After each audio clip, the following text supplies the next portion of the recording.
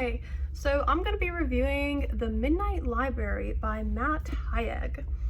The Midnight Library is a very conceptual, abstract book. It's about a woman named Nora who in her mid-30s decides that she is not happy with her life. And then she wakes up one day and has a day where basically everything that goes wrong, and she spirals and spirals into a really, really low point where she feels like she's done everything in her life wrong. She just wants to start over, and she ends up actually trying to take her own life. She doesn't die though. She ends up in a sort of purgatory-like space called the Midnight Library. In the library, she's presented with all the other lives that she could have lived, and she now has the opportunity to live each one and see if there's one that she finds worth living. So you can probably gather from that this is a very abstract book. It's a lot about ideas, and it's less of like a plot-heavy novel and more of an exploration of the idea that, and I think it's a great thing to write about because everybody can relate to that. I'm only 23 and I can personally relate to that, just that thought of, what if I had done this differently? Would I be in a better place in life? Am I missing out on some other amazing life that I could have lived? I think everybody feels that, so I understand why this book is resonating with people so much. It's pretty much just an exploration of that concept. It's really not plot heavy. I don't think that you're going to be incredibly invested in Nora herself and her backstory. It's not a character-driven novel to me because Nora isn't really a character. She's more of like a substitute for the audience. So I liked this book in that it was like a good read. I enjoyed reading it.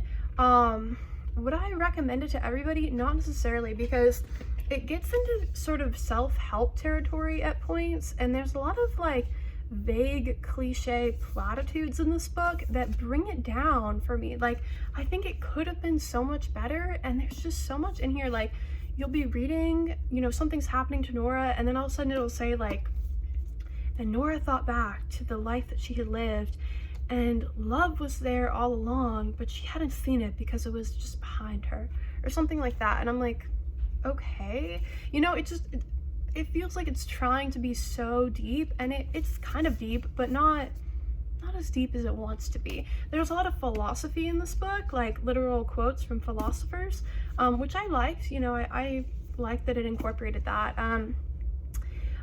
The book is very predictable. The ending is probably exactly what you will expect. Honestly, from watching this video, you can probably figure out what the ending is going to be.